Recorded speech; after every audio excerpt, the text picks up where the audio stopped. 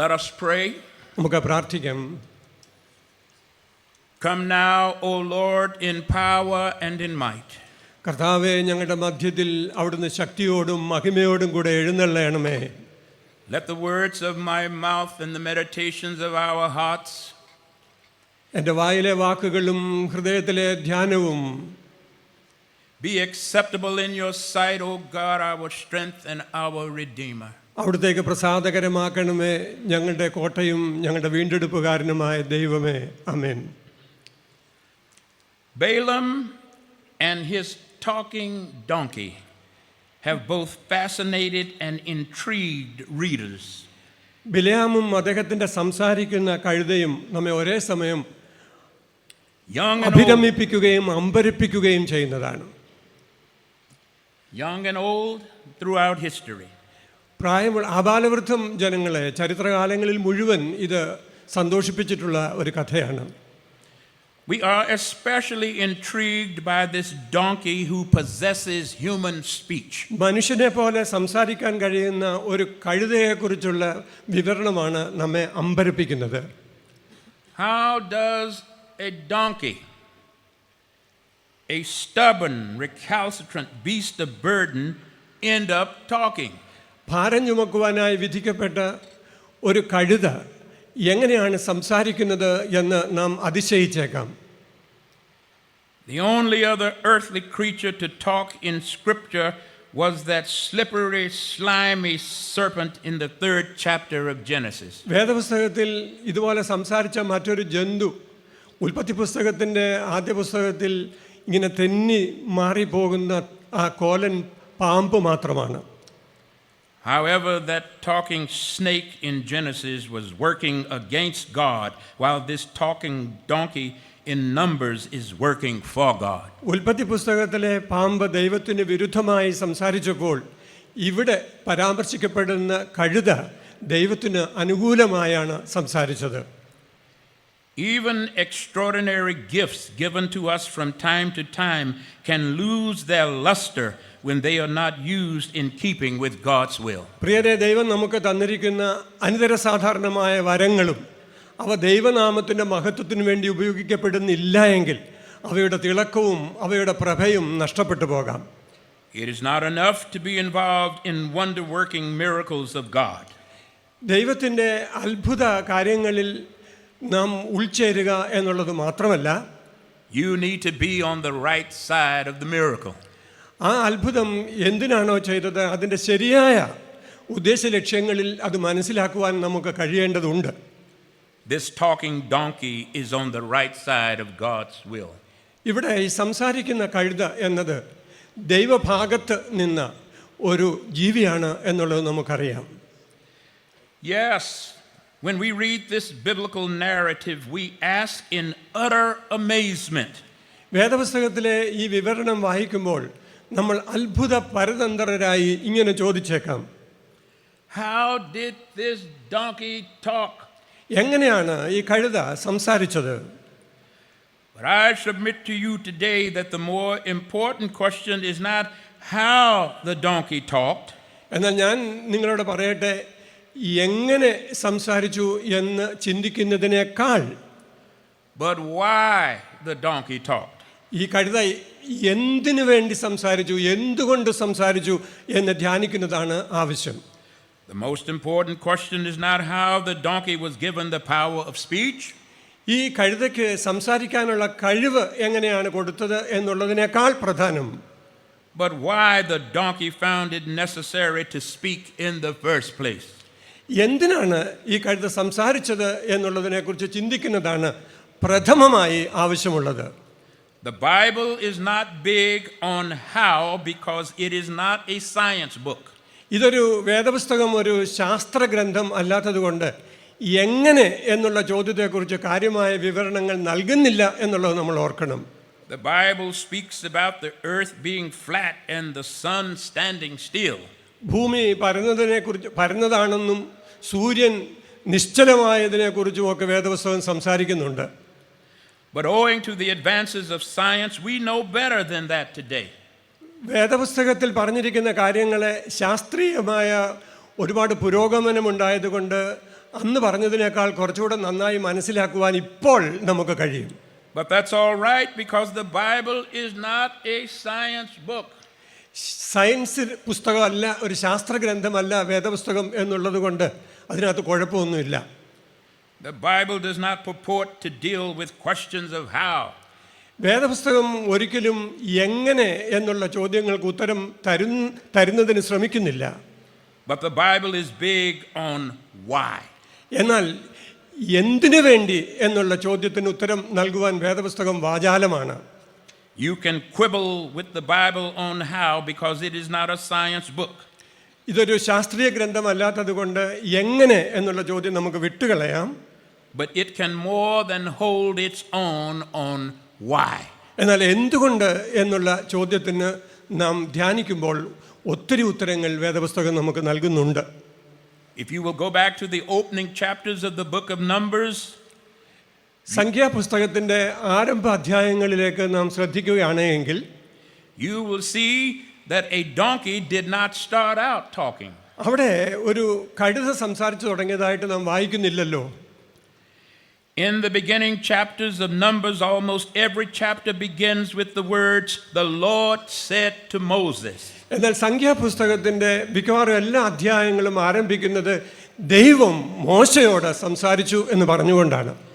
Yes, God is doing the talking. അതെ, ദൈവമാണ് സംസാരിക്കുന്നത്. In fact, in its early history, the book of Numbers was titled Yahweh Spoke. ആരംഭകാലങ്ങളിൽ സംഖ്യാപുസ്തകത്തിന് യഹോവ സംസാരിച്ചു എന്നായിരുന്നു തലക്കെട്ട്. Later, the title was changed to In the Wilderness.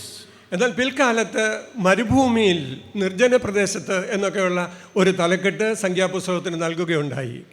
And finally, it was changed to our English word Numbers. എന്നാൽ ഒടുവിലായിട്ടാണ് സംഖ്യ എന്ന ആ വാക്കിലേക്ക് എത്തിച്ചേരുന്നത്, ഇംഗ്ലീഷിൽ നമ്പേഴ്സ് എന്നുള്ള വാക്ക്. The point of that changing history is this. ഇങ്ങനെ ഈ കാര്യം മാറി വന്നതിൻ്റെ ചരിത്രം ഇതാണ്. In the opening chapters of Numbers, God is talking and Moses is listening and relaying it to the people. സംഖ്യാപുസ്തകത്തിൻ്റെ ആരംഭ അധ്യായങ്ങളിൽ ദൈവം സംസാരിക്കുകയും മോശ കേൾക്കുകയും അത് ജനങ്ങളെ പഠിപ്പിക്കുകയും ചെയ്തു. Why does the book of Numbers place such a heavy emphasis on God speaking in the early chapters? എന്തുകൊണ്ടാണ് സംഖ്യാപുസ്തകത്തിൻ്റെ ആദ്യ അധ്യായങ്ങളിൽ ദൈവം സംസാരിച്ചു എന്നുള്ള വാക്കിന് ഇത്രമാത്രം പ്രാധാന്യം നൽകിയിരിക്കുന്നത്? The writer wants us to understand the importance of listening to God. ദൈവത്തെ ശ്രദ്ധിക്കുന്നതിന്, ദൈവത്തിൻ്റെ വാക്ക് കേൾക്കുന്നതിനുള്ള പ്രാധാന്യം എന്താണ് എന്ന് നാം അറിയുന്നതിന് വേണ്ടിയാണ് ഈ എഴുത്തുകാരൻ ശ്രമിക്കുന്നത്. It is important for us to listen to God when He speaks. ദൈവം സംസാരിക്കുമ്പോൾ ശ്രദ്ധിക്കേണ്ടത് വളരെ പ്രധാനമാണ്. For God is not just spouting off at the mouth. ദൈവം ചില വാക്കുകൾ വെറുതെ ഉദീരണം ചെയ്യുകയല്ല. God is not big on chit-chat, small talk or polite conversation. വെറുതെ സംസാരിച്ച് തീർക്കുന്ന അന്തസാരശൂന്യമായ സംസാര ശൈലി അല്ല ദൈവത്തിൻ്റേത്. When God speaks, it is important to listen to Him, for what God says will eventually come to pass. ദൈവം സംസാരിക്കുന്നത് ശ്രദ്ധിച്ച് കേൾക്കേണ്ടത് ആവശ്യമുള്ളതാകുന്നത് എന്തുകൊണ്ടാണ് എന്ന് ചോദിച്ചാൽ, ദൈവം സംസാരിക്കുന്ന കാര്യങ്ങൾ സംഭവിക്കും എന്നുള്ളത് കൊണ്ടാണ്. An underlying theme that runs throughout the book of Numbers is this: what God says will come true. സംഖ്യാപുസ്തകത്തിൻ്റെ വളരെ പ്രധാനപ്പെട്ട ഒരു വിഷയം എന്ന് പറയുന്നത് ദൈവം അരുളി ചെയ്യുന്നത് നിവൃത്തിയാകും എന്നുള്ളത് തന്നെയാണ്. It matters not how dark the night or how mean the tempest. രാത്രി എത്ര ഇരുട്ടുള്ളതായിരുന്നുവെന്നോ അല്ലെങ്കിൽ കൊടുങ്കാറ്റിൻ്റെ സാന്ദ്രത എത്രമാത്രമായിരുന്നോ എന്നുള്ളതൊന്നും പ്രധാനപ്പെട്ട കാര്യമല്ല. What God says will come true. എന്നാൽ ദൈവം സംസാരിക്കുന്നത് നിശ്ചയമായും നിറവേറപ്പെടും.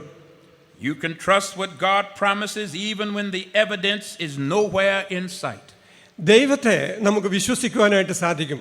തെളിവുകൾ ഒന്നും തന്നെ അവിടെ ലഭ്യമല്ല എങ്കിലും ദൈവം സംസാരിക്കുന്നത് നിവൃത്തിയാകും. So in the opening chapters of Numbers, God, not the donkey, is doing the talking. സംഖ്യാപുസ്തകത്തിൻ്റെ ആരംഭഭാഗത്ത് ദൈവമാണ് സംസാരിക്കുന്നത്, കഴുതയല്ല. God talks to Moses, Moses talked to the people, and the people did just as the Lord commanded Moses. ദൈവം മോശയോട് സംസാരിക്കുകയും മോശ ജനത്തോട് സംസാരിക്കുകയും ജനം മോശ പറഞ്ഞത് അനുസരിക്കുകയും ചെയ്തു എന്നാണ് നാം മനസ്സിലാക്കുന്നത്. If the people had continued to listen to Moses, who was listening to God, this talking donkey would not have been necessary. ദൈവം മോശയോട് സംസാരിച്ച കാര്യങ്ങൾ ജനം അനുസരിച്ചിരുന്നുവെങ്കിൽ ഇവിടെ സംസാരിക്കുന്ന ഒരു കഴുത രംഗപ്രവേശം ചെയ്യേണ്ട ആവശ്യമേ ഉണ്ടായിരുന്നില്ല. It was when the children of Israel refused to hear God that trouble comes into their lives. Israel ജനം ദൈവത്തിൻ്റെ വചനം കേൾക്കുവാൻ മനസ്സ് കാണിക്കാതിരുന്ന സമയത്താണ് ഇങ്ങനെയുള്ള കാര്യങ്ങളൊക്കെ സംഭവിക്കുന്നത്. Everything God promised them came to pass. Israel ജനത്തോട് ദൈവം എന്തൊക്കെ വാഗ്ദത്തങ്ങൾ ചെയ്തിട്ടുണ്ടോ അവയെല്ലാം നിവൃത്തിയായിട്ടുണ്ട്. They had only to listen and to obey. അവർ ദൈവത്തെ കേൾക്കുകയും ശ്രദ്ധിക്കുകയും അനുസരിക്കുകയും ചെയ്യുക മാത്രമായിരുന്നു ആവശ്യം. He delivered them from Egyptian bondage just like he promised. വാഗ്ദത്തം ചെയ്തതുപോലെ മിസ്രൈമി അടിമത്തത്തിൽ നിന്ന് ദൈവം ഇസ്രായേൽ ജനത്തെ വിടുവിച്ചുവല്ലോ. He made their descendants more numerous than the stars of heaven, just like he promised. കർത്താവ് ദൈവം വാഗ്ദത്തം ചെയ്തതുപോലെ ആകാശത്തെ നക്ഷത്രങ്ങളെക്കാൾ അധികമായി ദൈവം ഇസ്രായേൽ ജനത്തിന്റെ സംഖ്യ പെരുക്കുകയും ചെയ്തു. He provided them with food, water, and shelter in the wilderness. വെള്ളവും ആഹാരവും പാർപ്പിടവും മരുഭൂമിയിൽ ദൈവം അവർക്ക് വേണ്ടി ഒരുക്കി കൊടുത്തു. Just like he promised. എന്താണോ വാഗ്ദത്തം ചെയ്തിരുന്നത് അതുപോലെ തന്നെ നിറവേറപ്പെട്ടു. He gave them strong leadership through Moses, the priest, and the Levites, just like he promised. വാഗ്ദത്തം ചെയ്തതുപോലെ തന്നെ മോശയിലൂടെയും ലേവ്യരിലൂടെയും പുരോഹിതന്മാരിലൂടെയും ഏറ്റവും ശക്തമായ നേതൃത്വമാണ് ദൈവം ജനത്തിന് നൽകിക്കൊടുത്തത്. But while God lived up to his part by fulfilling all the things he had promised them, അവരോട് ദൈവം വാഗ്ദത്തം ചെയ്തിരുന്നതൊക്കെ ദൈവം നിറവേറ്റിയപ്പോൾ Israel did not live up to hers. Israel ജനം അങ്ങനെ ആയിരുന്നില്ല എന്നുള്ളത് നാം കാണുന്നു. These very people to whom God had been so good, ഈ ജനത്തോട് ദൈവം വളരെ കരുണ കാണിക്കുകയും നന്മ കാണിക്കുകയും ചെയ്തിരുന്നു. they began to grumble, complain, and outright rebel against God. എന്നാൽ അവർ ദൈവത്തിനെതിരെ പിറുപിറുക്കുകയും പരാതിപ്പെടുകയും ദൈവത്തിന് വിരോധമായി പെരുമാറുകയും ചെയ്തു. They complained about the severity of the desert. മരുഭൂമിയിലെ കാലാവസ്ഥയുടെ ബുദ്ധിമുട്ടുകളെക്കുറിച്ച് അതിൻ്റെ കാഠിന്യത്തെക്കുറിച്ച് അവർ പരാതിപ്പെട്ടു. They did not like the food provided for them. അവർക്ക് നൽകപ്പെട്ട ഭക്ഷണത്തെക്കുറിച്ച് അവർക്ക് വേണ്ടത്ര തൃപ്തിയില്ലായിരുന്നു. In time, Moses' own family rebelled against God. നമുക്കറിയാവുന്നതുപോലെ മോശയുടെ കുടുംബം പോലും ദൈവത്തിനെതിരെ പിണക്കം കാണിച്ചു. And when God brought them to the edge of the promised land, ദൈവം അവരെ വാഗ്ദത്ത നാട്ടിലേക്ക് കൊണ്ടുവന്നപ്പോൾ ആകട്ടെ many in the group lost faith and said they were just not able to occupy the land. അവരിൽ പലർക്കും വിശ്വാസം നഷ്ടപ്പെടുകയും അവരോട് വാഗ്ദത്തം ചെയ്ത വാഗ്ദത്ത നാട്ടിൽ പ്രവേശിക്കുവാൻ അവർക്ക് കഴിയാതെയും പോയി.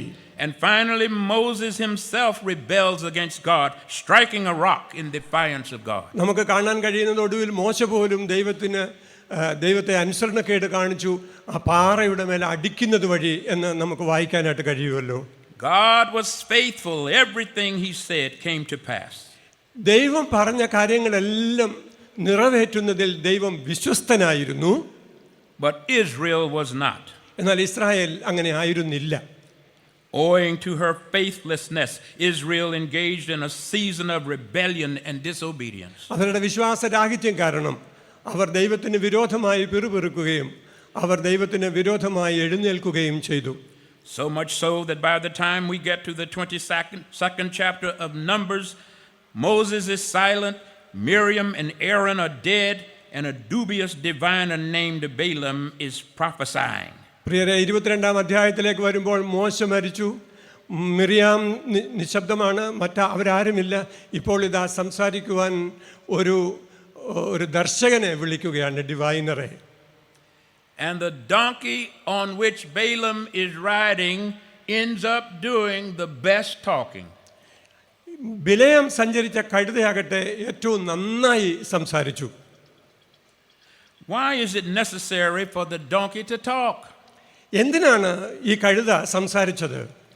What is the writer of Numbers trying to say by giving this donkey the capacity for human speech?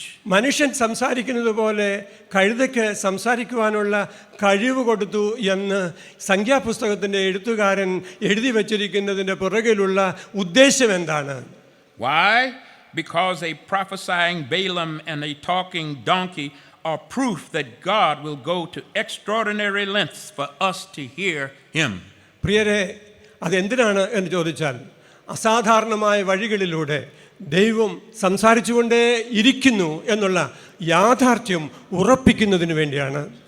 God will use whatever resources are necessary for us to hear God's voice. ദൈവത്തിൻ്റെ ശബ്ദം നാം കേൾക്കണമെന്ന് ദൈവം ആഗ്രഹിക്കുന്ന സമയത്ത് ദൈവം തൻ്റേതായിട്ടുള്ള മാർഗങ്ങൾ അതിനുവേണ്ടി കണ്ടെത്തും. God promised to bless Israel. ദൈവം ഇസ്രായേലിനെ അനുഗ്രഹിക്കാമെന്ന് വാഗ്ദത്തം ചെയ്തിരുന്നു. He is determined to bless Israel. ഇസ്രായേലിനെ അനുഗ്രഹിക്കുന്നതിന് ദൈവം നിശ്ചയദാർഢ്യമുള്ളവനാണ്. But because of their sin and rebellion, he has to figure out another way to do it. എന്നാൽ അവരുടെ പാപത്തിൻ്റെയും അവരുടെ ദൈവത്തിന് വിരുദ്ധമായിട്ടുള്ള പെരുമാറ്റങ്ങളുടെയും ഫലമായി ദൈവത്തിന് വേറെ ചില മാർഗങ്ങൾ കണ്ടെത്തേണ്ടി വന്നു. God uses a talking donkey to remind all that what God says will come true. ദൈവം സംസാരിക്കുന്നത് നിറവേറപ്പെടും, സത്യമായും നിറവേറപ്പെടും എന്ന് കാണിക്കുന്നതിന് വേണ്ടി ദൈവം ഒരു കഴുതയെ കൊണ്ട് സംസാരിപ്പിക്കുകയാണ്.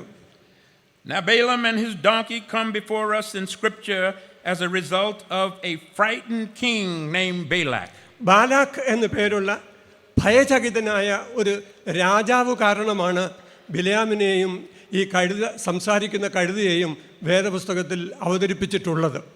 Seeing the Israelites encamped near his territory in the plains of Moab, Moab സമഭൂമിയിൽ ഇസ്രായേൽ വന്ന് അസംഖ്യമായി പാളയമടിച്ചിരിക്കുന്നത് കണ്ട് ഭയപ്പെട്ടു പോയ മോവാബ് രാജാവ് King Balak becomes frightened and tries to hire Balaam to put a curse on Israel so that he might more easily defeat them. Moab രാജാവായ Balak ബിലയാമിനെ കൂലിക്കെടുത്ത് അദ്ദേഹത്തെ കൊണ്ട് ഇസ്രായേലിനെ ശപിപ്പിക്കുവാനുള്ള ഒരു പരിശ്രമമാണ് ബാലാക്ക് നടത്തിയത്. Balaam had a reputation of being a hired gun.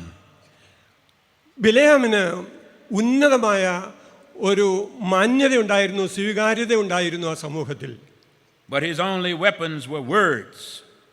ബിലയാമിൻ്റെ ഒരേ ഒരു ആയുധം വാക്കുകളായിരുന്നു. But those words had the power to curse or to bless. ആ വാക്കുകൾക്ക് അനുഗ്രഹിക്കുന്നതിനോ ശപിക്കുന്നതിനോ ഉള്ള കഴിവുള്ള വാക്കുകളായിരുന്നു എന്ന് നാം മനസ്സിലാക്കുന്നു.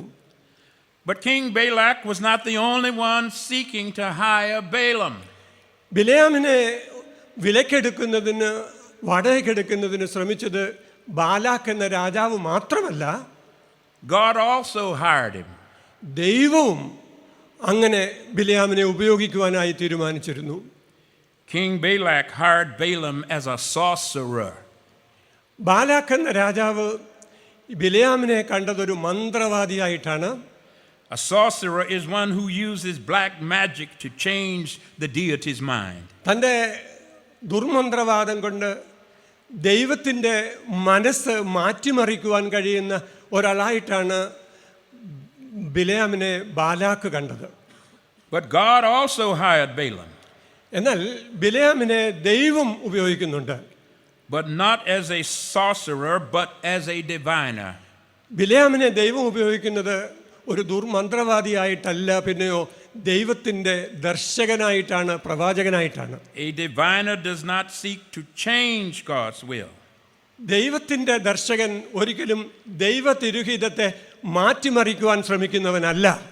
He simply seeks to discern God's will. പിന്നെയോ ദൈവത്തിൻ്റെ ഹിതം എന്താണെന്ന് തിരിച്ചറിയുവാൻ, വിവേചിച്ചറിയുവാൻ ഉള്ള ഒരു ശ്രമമാണ് എല്ലായ്പ്പോഴും ഈ ദർശകൻ നടത്താറുള്ളത്. A sorcerer is sent to change things.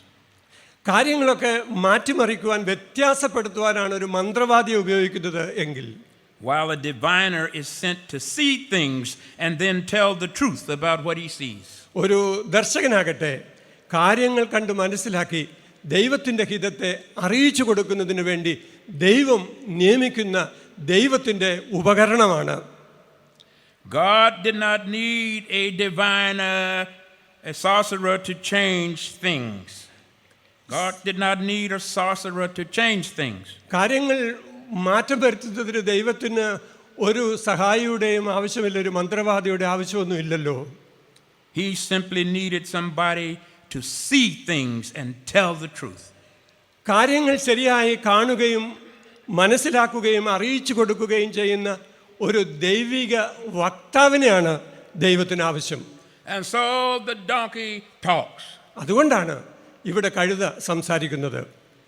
And please don't call this donkey a jackass. ഈ കഴുതയെ വെറും കഴുതയെന്ന് വിളിക്കണ്ടെന്ന്. This is a female donkey talking. ഈ കഴുത ഒരു പെൺകഴുതയാണ് എന്നുള്ളതാണ് വേദപുസ്തകം നമുക്ക് മനസ്സിലാക്കി തരുന്നത്. And only a male can be a jackass. പലപ്പോഴും ഈ വിളിച്ചു പോകാനൊക്കെ കഴിയുന്നത് പുരുഷന്മാർക്ക് മാത്രമാണ്, അല്ലെങ്കിൽ പുരുഷലിംഗത്തിൽപ്പെട്ടവർക്ക് മാത്രമാണ് എന്നൊരു തോന്നൽ വരാം. So why is the donkey talking in scripture? എന്തുകൊണ്ടാണ് ഈ കഴുത ഈ വേദവചനത്തിൽ സംസാരിക്കുന്നു എന്ന് പറഞ്ഞിരിക്കുന്നത്? Because God will find a way to reveal his will to us.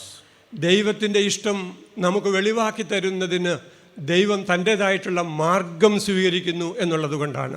God will find a way to bring us once again into a right relationship with himself. പ്രിയപ്പെട്ടവരെ, ദൈവത്തോടുള്ള ശരിയായ ഒരു ബന്ധത്തിലേക്ക് നമ്മെ മടക്കി കൊണ്ടുവരുന്നതിന് ദൈവം തൻ്റെതായിട്ടുള്ള മാർഗങ്ങൾ സ്വീകരിക്കുക തന്നെ ചെയ്യും. The important thing is for us to listen for God. ദൈവത്തെ ശ്രദ്ധിക്കുക, ദൈവം പറയുന്നത് കേൾക്കുക എന്നുള്ളതാണ് ഏറ്റവും പ്രധാനപ്പെട്ട കാര്യം. To hear God's voice. ദൈവ ശബ്ദം കേൾക്കുക. And to obey God's voice no matter the medium through which it comes. ഏത് മാധ്യമത്തിലൂടെയാണ് ദൈവശബ്ദം വന്നത് എന്നുള്ളതൊരു പ്രശ്നമല്ല. കേട്ട ദൈവശബ്ദത്തെ അനുസരിക്കുക എന്നുള്ളതാണ് ഏറ്റവും പ്രധാന കാര്യം. So out there on that road that day, Balaam is being used by two entities for two different reasons. രണ്ട് കാരണങ്ങൾ കൊണ്ട് ഇവിടെ ബിലെയാമിനെ ദൈവം ഉപയോഗിക്കുകയാണെന്ന് നമുക്ക് കാണാം.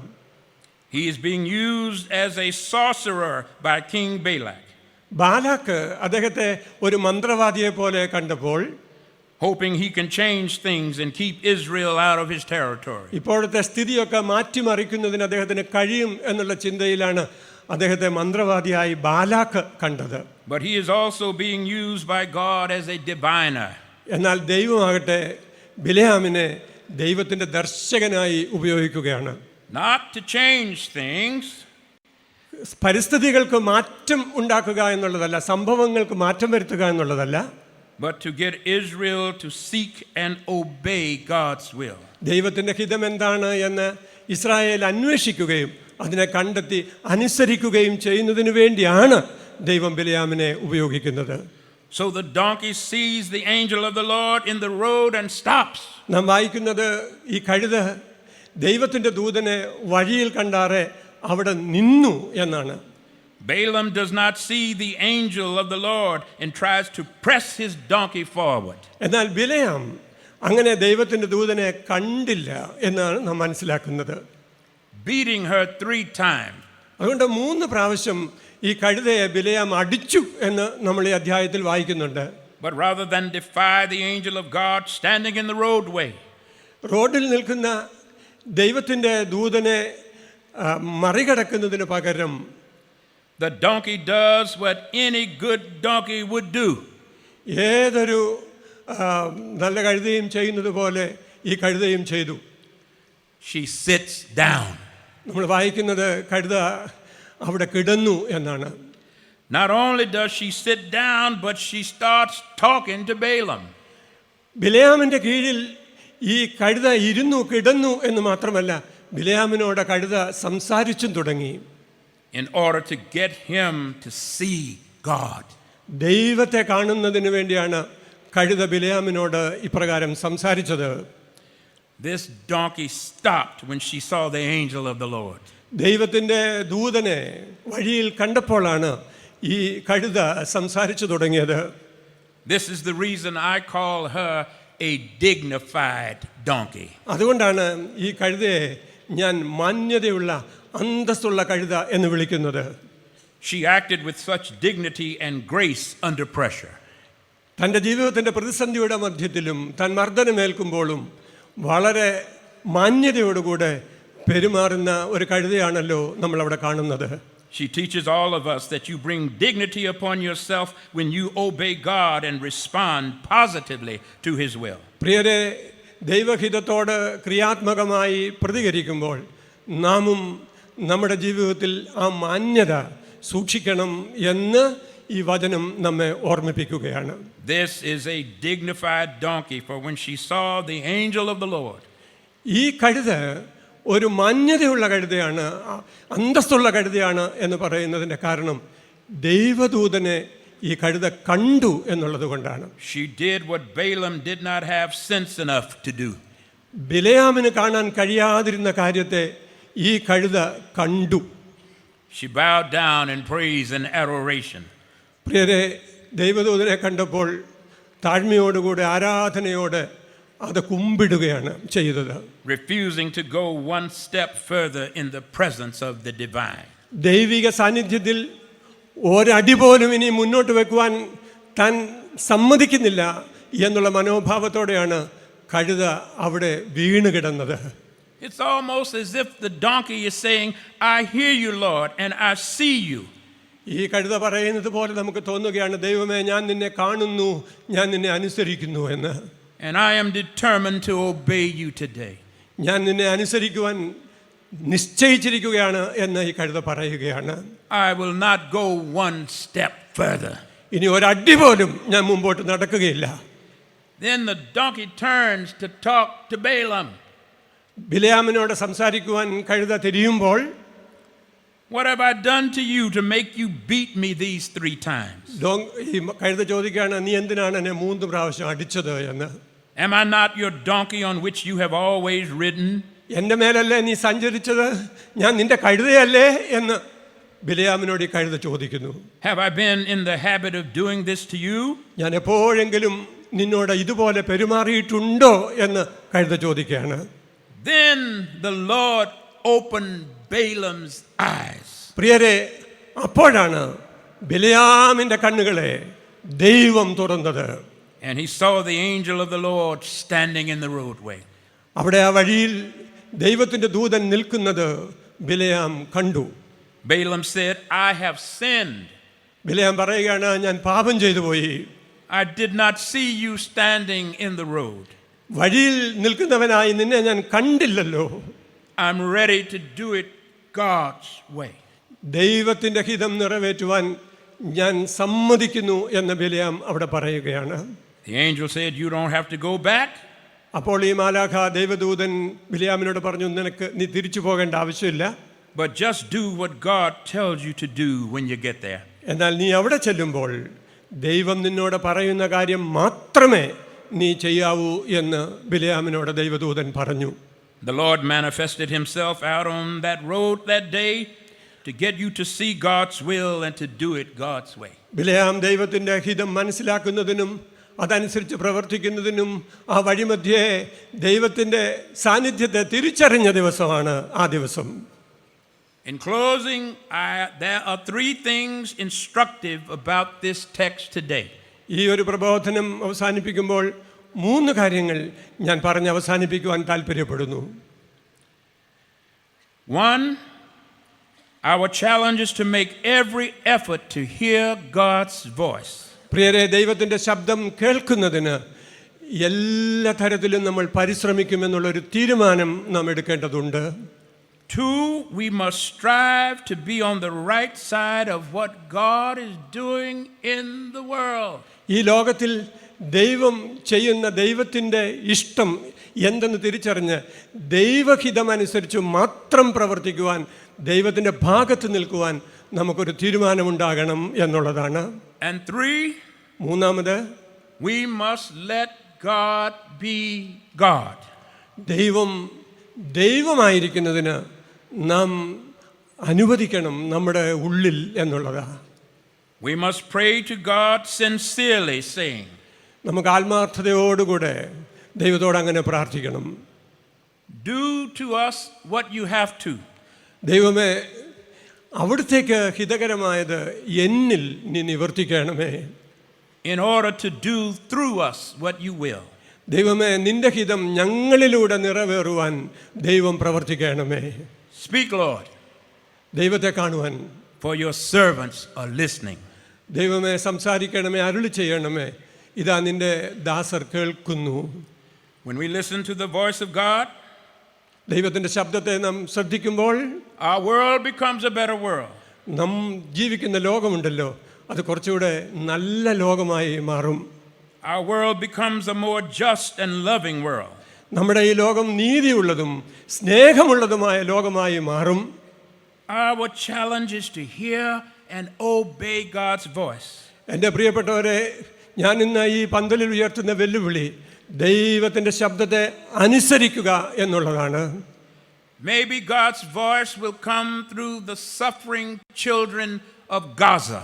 പ്രിയപ്പെട്ടവരെ, ഗാസായിലെ പീഡനം അനുഭവിക്കുന്ന കഷ്ടപ്പെടുന്ന പാവപ്പെട്ട കുഞ്ഞുങ്ങളിലൂടെ നമ്മളൊരു പക്ഷേ ദൈവത്തിൻ്റെ ശബ്ദം കേട്ടു എന്ന് വരാം.